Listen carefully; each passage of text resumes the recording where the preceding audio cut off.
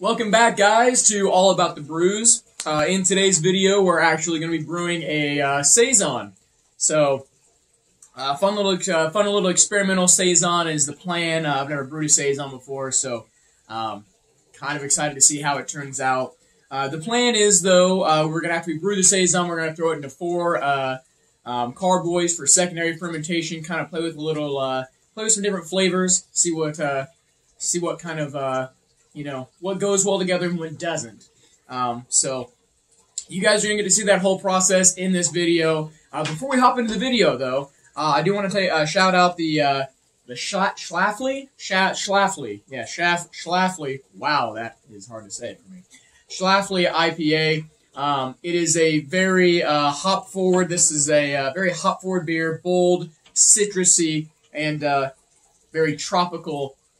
Almost like a pineapple on the nose. So, if you guys enjoy good IPA, I do recommend checking out this Schlafly beer. I know we've had featured beers and our beer of the day in other brew videos. I think the last actual brew day video we had was a long time ago, so it's kind of nice to actually have a featured beer this time around again. So, once again, guys, don't forget to smash that like button and subscribe if you like the content.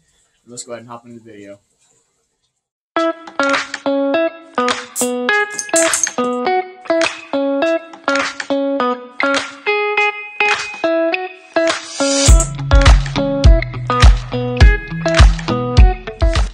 So as far as water goes, I just went ahead and used Ice Mountain 100% natural spring water. Really didn't do too much to the water, didn't add any salts or anything to it. Just stuck with the spring water, basically due to the fact that my water I have is actually sulfur water, which would be very soft to use for a beer. So went ahead and used the spring water for this. And you'll actually notice later on I add some lactic acid as well to lower that pH. So as far as my strike water goes, we actually used about 4 gallons, 3.5, 4 gallons of strike water for this particular brew. Now, the amount of water that you use for your strike water, that is up to you and your equipment loss. I tend to lose anywhere from 3/4 to maybe sometimes over a gallon of water, depending on how much grain that I have, kind of what I'm brewing. So that would particularly be dependent on your brew system that you're using. But for this one, yes, we used around 4 gallons of water for our strike water. But while we're waiting for the water to get up to temperature here, I'll go ahead and go over the ingredients we used. So our fermentables were Belgian Pilsner. That was our base malt we used for this. It was 5 pounds of Belgian Pilsner, 1 pound of flaked wheat, and then 2 pounds of cane sugar. And I know you're thinking 2 pounds of cane sugar seems like a lot, and I will tell you right now, yes, it was a lot, and we'll get into that a little bit later. As far as hops goes, we went ahead at the 10-minute marker and added the Palisade hops. Added a 1/2 ounce of Palisade hops for bittering, and then I actually saved another 1/2 for dry hopping to kind of get that more of that floral, citrusy taste in my dry hopped beer. And then at the 45-minute marker, we added our second addition of hops, which was the German Hellerüte Blanc. Now, I don't know if I'm saying that right. I hope I am. And this was really to get the aroma of that, the fruitiness and stuff like that in our beer. So those are the 2 hop additions we added, and we'll move on to the yeast. As far as the yeast goes, I was actually really impressed. I think this is my 2nd time using dry yeast, and I used the Safe Ale Belgian Saison Ale Yeast BE134. And let me tell you, this yeast went off within like the first 12 to 16 hours of being in the fermenter, so it was actually going crazy.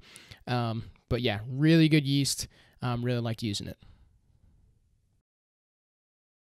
So our water has finally hit the strike temp of 160.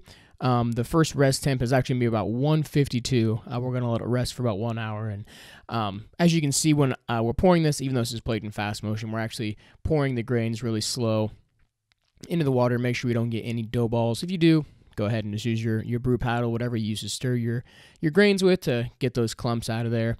And after we get done pouring this, I actually have a little sleeve I put around my brew kettle, let it set for an hour. That's going to let all those conversions take place. Go ahead and convert all those starches into fermentable sugars. So we'll be back in about 1 hour, and we'll start the sparging process. So I'm using about 5 gallons of my sparge water here. Heated it up to about 180 degrees. I'm going to go ahead and pour it in this insulated Gatorade cooler. Use it to rinse my grains here. So whatever you guys have to store it in, you guys can see here, I actually almost end up overflowing the cooler, which actually they're not light trying to pick them up. So luckily I had a buddy here help me carry this over there. Got it set on top of the table, and then we will begin the sparging process. To make sure that I really maintained that 152 degrees, I went ahead and covered this with 2 towels as well to really keep that heat in on this brew kettle here. And then you can see the little insulated sleeve I have around it as well. So what we're going to do here, basically we're just going to transfer the grains into the boil kettle, taking a temperature right now, and it was actually dead on 152 degrees, so that was awesome. So go ahead and let you guys watch this sparging process. It actually takes a little bit of time, and then we will start the boil of this Saison.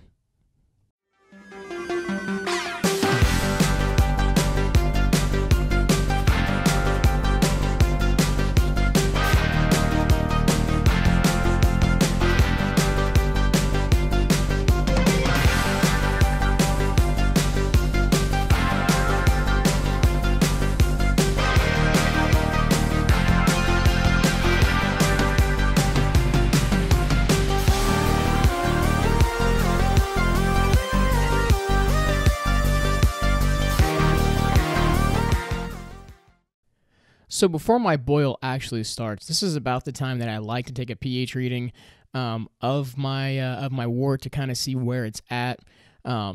So that's actually what I'm doing right now. We'll get a quick pH reading of this beer, and I know for a fact it's going to be high. This is usually when I add in the lactic acid for this. And as you can see, the color of the beer is actually turning out pretty well. When we get it in focus here just a second. Yeah, it's actually turning out pretty well. It's fairly clear to start off, so I really like that. But yeah, we're going to get a quick pH reading of this, and I know for a fact it's high, but we go ahead and add in some lactic acid here in just a second to lower that pH down.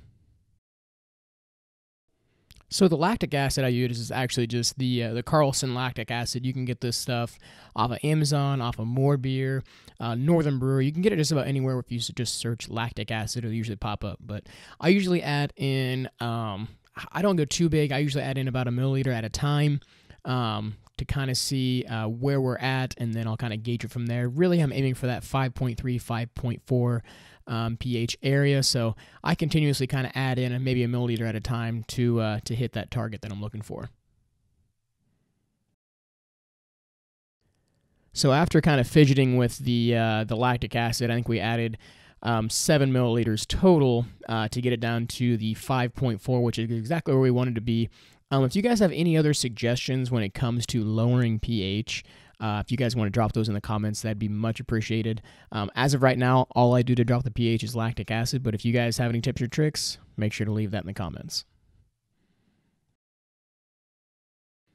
So we got our wort to a boil, so it's time for the first hop addition, and I don't know about you guys, but when I usually add my hop additions in, I usually kill the heat. So I have had instances where I've almost had boilovers, but I just find it better to kill the heat and then turn it back on once I have got all the hops stirred in, just to avoid that boilover. So adding in the 1 ounce of palisade here, this is at the 10-minute mark. We're going to get those stirred in there, and then the next hop addition will not be added in until 45 minutes or 15 minutes left in the boil.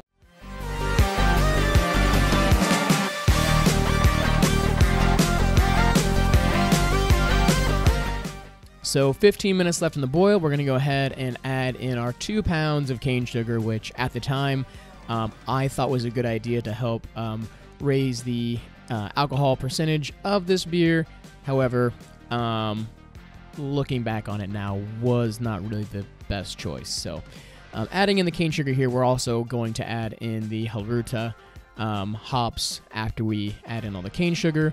And then we'll pitch our yeast once it cools down to room temperature, and then stick it in the primary fermenter.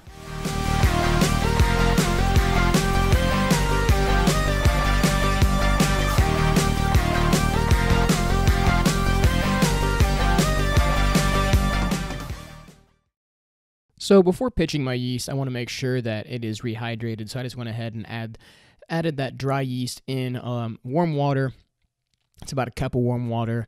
And then I started actually let it set for about 30 minutes just to get that yeast kind of a little more active. It's kind of dormant in its dried state, but I feel like it's better to rehydrate it, especially when you are putting in a beer for fermentation.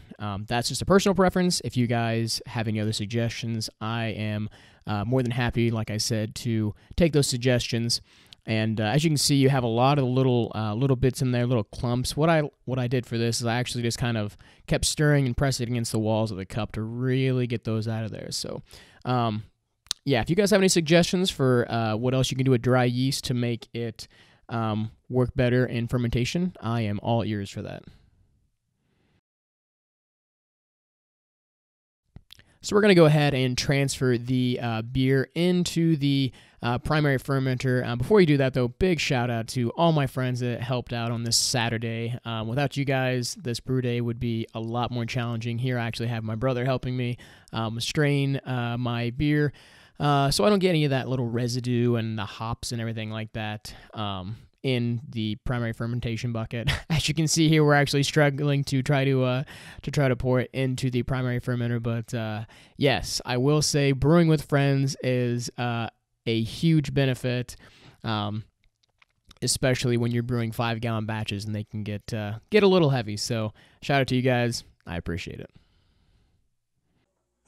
All right, so it has been 2 weeks now since I have brewed the Saison.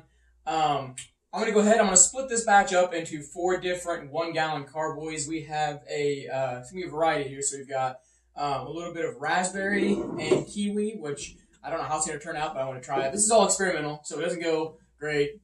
I'll know not to do it again. This one here, if you taste a lot of Saisons, usually have like a lot of Saisons have kind of like a peppery lemon type flavor. This is actually ginger and lemon and a little hop sock. You can see that kind of hop sock down in there. I will say with these 1-gallon carboys, very hard to get a hop sock in.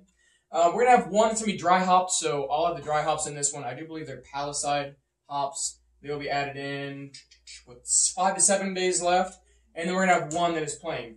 I did take an original, or a gravity reading of this, and it ended up being 0.990, which is right on the verge of wine. So it's about 9% alcohol right now.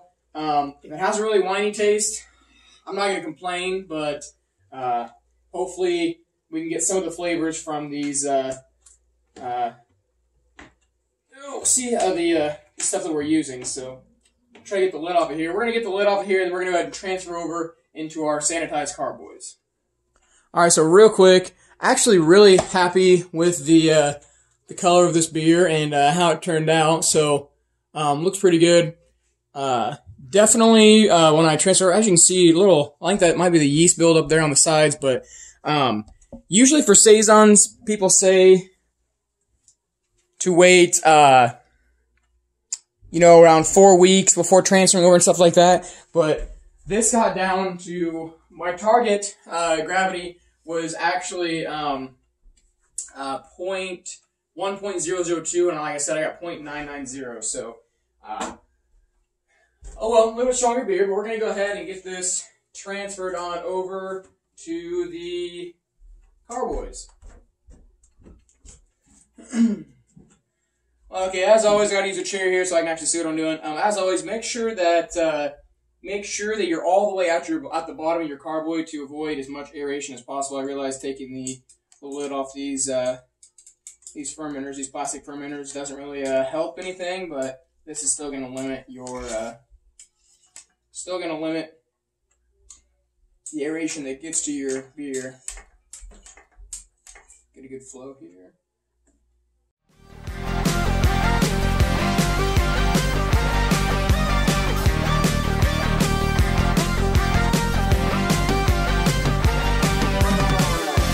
Alright, so they have all been transferred to the secondary fermenters. Now we go ahead and wait another 2 weeks, and then it will be time to bottle and try our beer. So we're about 4 weeks out still trying our beers, so stay tuned because that's coming up right now.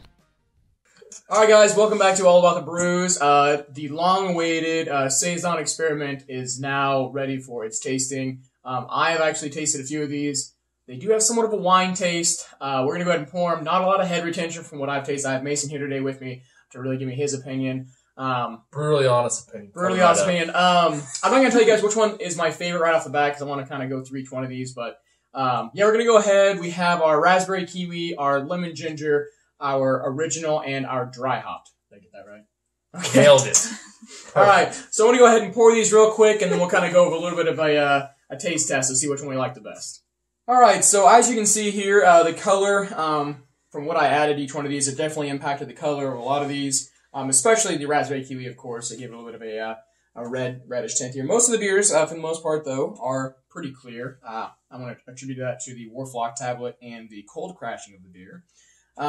Smell-wise, kind of smells like wine, as you guys can see. Not really any head retention. This second one we poured had no head at all. I feel like it's going to have a really winey taste. So, yeah, Mason, if you're ready, we'll go ahead and we'll start with the raspberry kiwi here on the left side. Or actually, yeah, let's go left for right. Okay, or do you want? Or I will say that this one is decent. We can start with this side and work our way this way because I haven't really tried a lot of these. All right, so okay, this is the one I'm most excited for. You want to save that for last? So we'll save it for last. All right, so save that one for last. All right, so we're gonna start here. This is the dry hopped. It does smell winey. It smells winey with a little bit of a dankiness. So yeah, so we'll go ahead and go for it.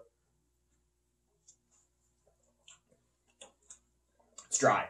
It kind of tastes like a dry wine. The finish, though, however, is not terrible. No.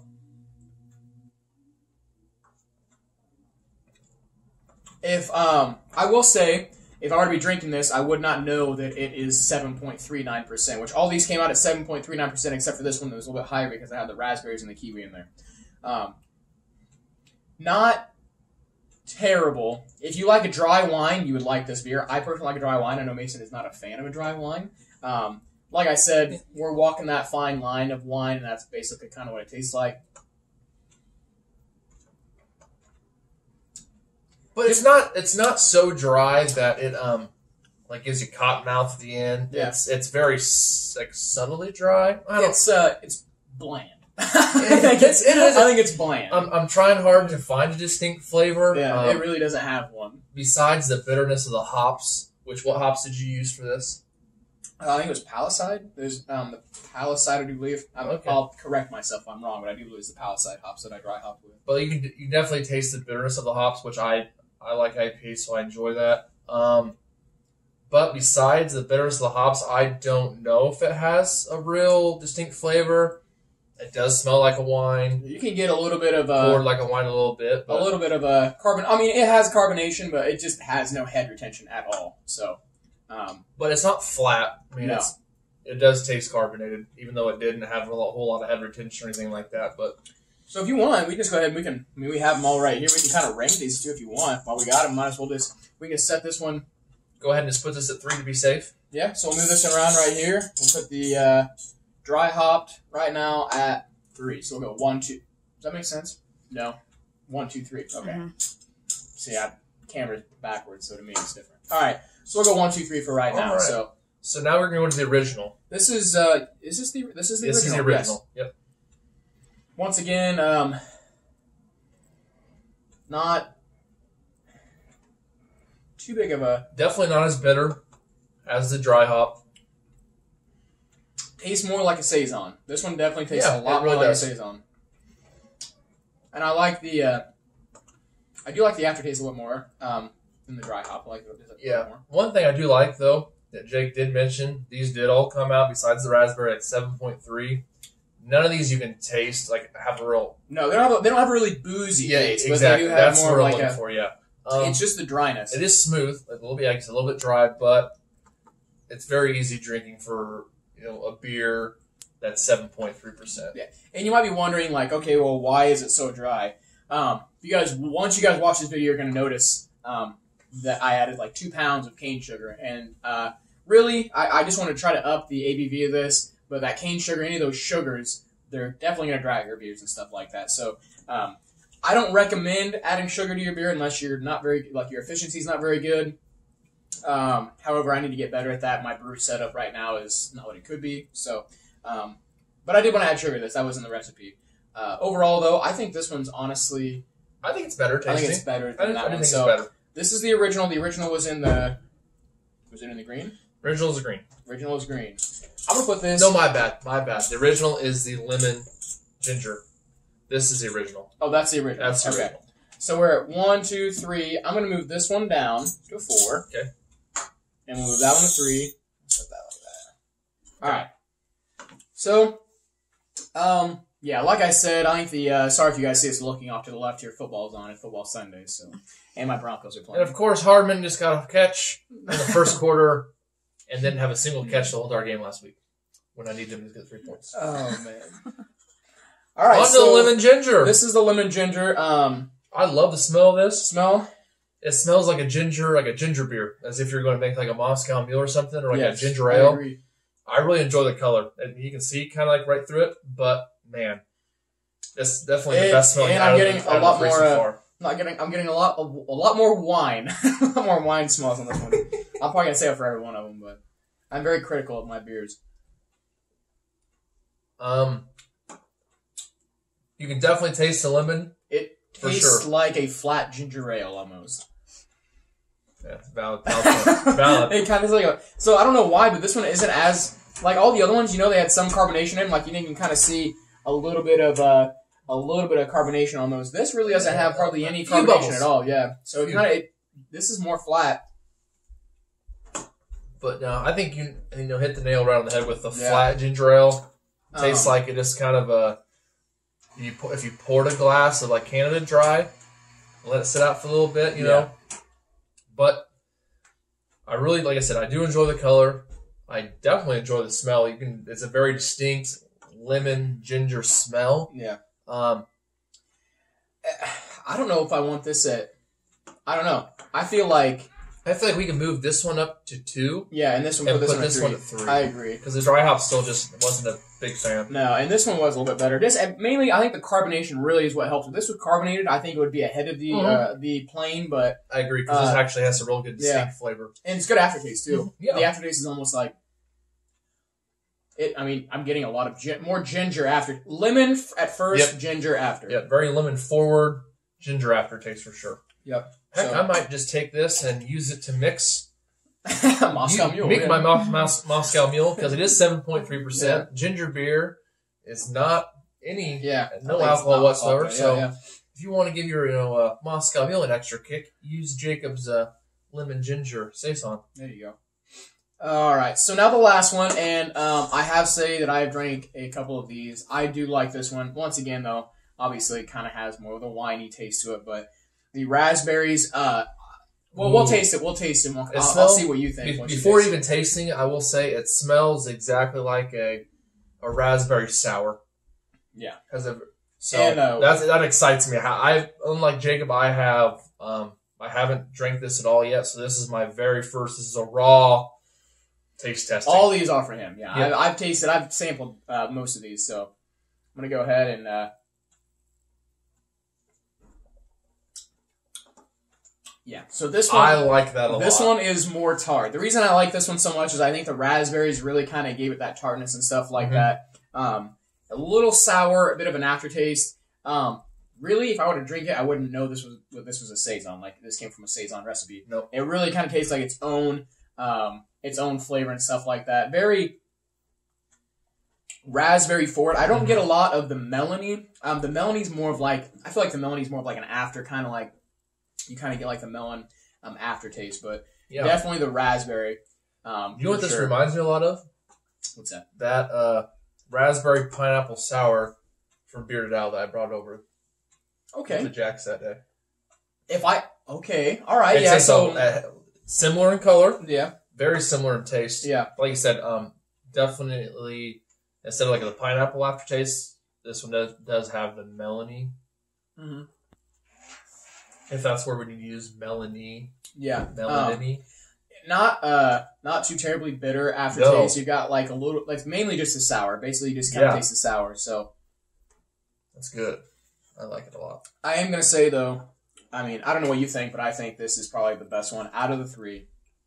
Yeah, right here. I will agree. Hands down, it's the best. So the question is, do we want to adjust any of those or leave them as a... Like I said, I mean, even though I put this one's dead last and I drank the most of that one. No, but I think this is a correct order for this, just due to the fact that, I mean, I can't put the raspberry. I'm not going to argue with you whatsoever because I think start to finish, presentation, this one did have a little bit of head retention. It smells like raspberry. It tastes like raspberry. I'm a big, even though it's not meant to be a sour, it tastes like a sour, and I love sours, so I would agree completely. Start to finish, that's definitely hands down the best out of the four. And I'm a little upset because the one that's dry hopped is supposed to get more of a stone fruit type of flavor, and I really didn't get that. I kind of just got the bitterness from that. So just bland with a little bit of hops bitterness for sure. So overall, I think that I can definitely make some modifications to this. Probably not add the cane sugar in like I had, but overall, good experiment. Kind of see what worked and what didn't work. Really glad I added the raspberries to this. Really glad I added the lemon ginger to this. I just wish it was more carbonated. Yeah. If this was carbonated, I think it'd go the raspberry, the lemon ginger, the plain, and then the dry hops. But for sure. Overall, that is our explanation on this beer. You have anything else to add on this at all, or? I don't. Like I said, I agree with what you said there with the lemon ginger. If we just had a little bit more carbonated, I think it would for sure be second. But hands down, the raspberry. Yeah, very and good. That's all what homebrewing is about. It's kind of experimenting, seeing what works, seeing what doesn't work, modifying recipes and stuff like that. So hopefully you guys enjoyed the video. If you did, make sure to smash that like button and subscribe. And until next time, we are all about the brews.